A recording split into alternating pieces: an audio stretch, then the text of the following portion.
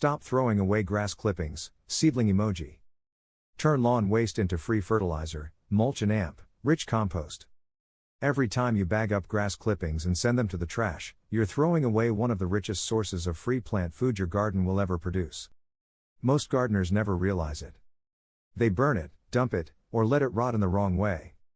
Meanwhile, experienced gardeners know that those fresh green clippings can feed vegetables, improve soil, lock in moisture, and even replace expensive fertilizers. Before you get rid of another handful of grass, let me show you how to turn what looks like waste into one of the most valuable resources in your entire garden. Fresh grass is packed with nutrients, especially nitrogen, which is one of the most important elements plants need for leafy growth. Every time you mow your lawn, you're harvesting a fresh supply of organic matter that can be put straight back into the garden. Instead of thinking of grass clippings as something to dispose of, start thinking of them as a free fertilizer factory. They break down quickly, feed beneficial soil organisms, improve soil structure, and help build healthier gardens year after year. The biggest mistake gardeners make is treating grass like garbage instead of one of nature's easiest gifts. One of the best ways to use large amounts of grass clippings is by making homemade liquid fertilizer. It's simple, inexpensive, and incredibly effective for vegetables, flowers, and many other garden plants. Fill a bucket completely with freshly cut grass, packing it down as you go. Then pour in enough rainwater to completely cover the grass. Rainwater is ideal because it doesn't contain chlorine, which can slow down beneficial microbial activity. Leave the bucket in a warm sunny spot for about 10 days. Stir the mixture every 2 or 3 days to help oxygen circulate and speed up fermentation. You'll know it's ready when the liquid becomes very dark, stops producing foam, and develops a strong fermented smell. That means the nutrients have been released into the water. Never apply this concentrate directly to your plants. Mix 1 part liquid fertilizer with 10 parts water. For example, combine 1 liter of liquid fertilizer with 10 liters of water, or 500 milliliters of fertilizer with 5 liters of water. Water the soil around your plants rather than pouring it directly over the leaves.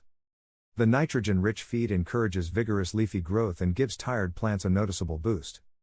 One important warning deserves repeating.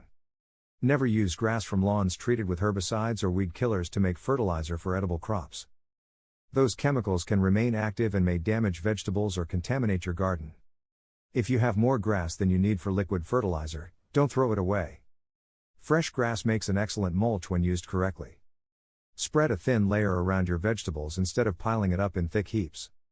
A layer about 2 to 5 centimeters thick is enough to conserve moisture while still allowing air to reach the soil.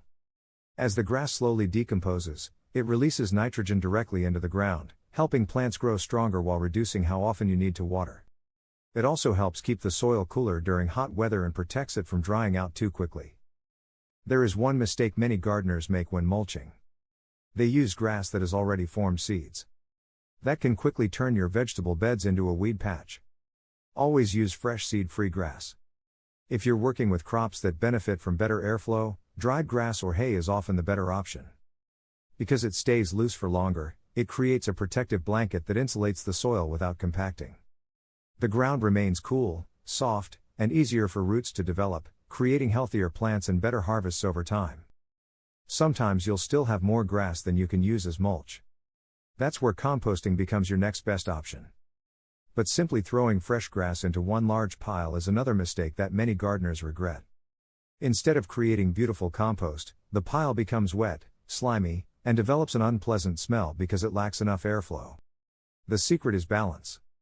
For every 1 part of fresh grass, mix in 2 parts of dry brown material such as dried leaves, shredded cardboard, small twigs, or dried plant stems. Those brown materials create tiny air pockets that allow beneficial microbes to break everything down properly. You can also add fruit and vegetable scraps from the kitchen to increase the diversity of materials in your compost pile. Turn the pile every now and then to introduce fresh oxygen.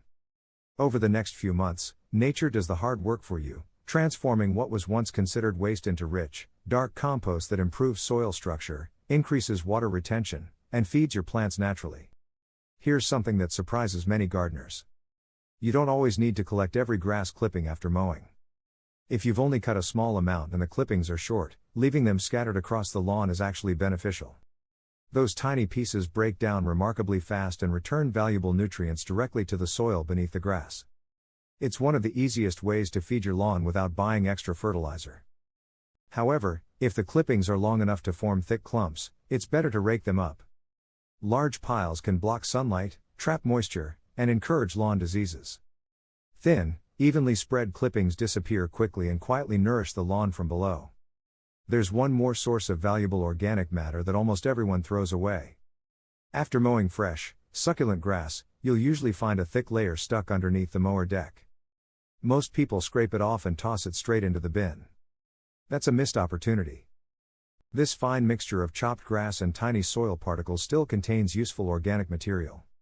Add it to your compost pile or spread small amounts around ornamental plants where it will continue breaking down and enriching the soil. Cleaning the mower after every use also helps it perform better and prevents heavy buildup from reducing its efficiency. The biggest lesson here is that healthy gardens begin with healthy soil, and healthy soil is built by returning organic matter back to the earth instead of throwing it away. Every handful of grass clippings feeds earthworms, beneficial fungi, bacteria, and countless other organisms that quietly improve your soil every single day. As those living organisms multiply, they create soil that holds moisture better, drains more efficiently, and provides a steady supply of nutrients to your plants. The result is stronger growth, healthier vegetables, and better harvests without relying heavily on expensive synthetic fertilizers.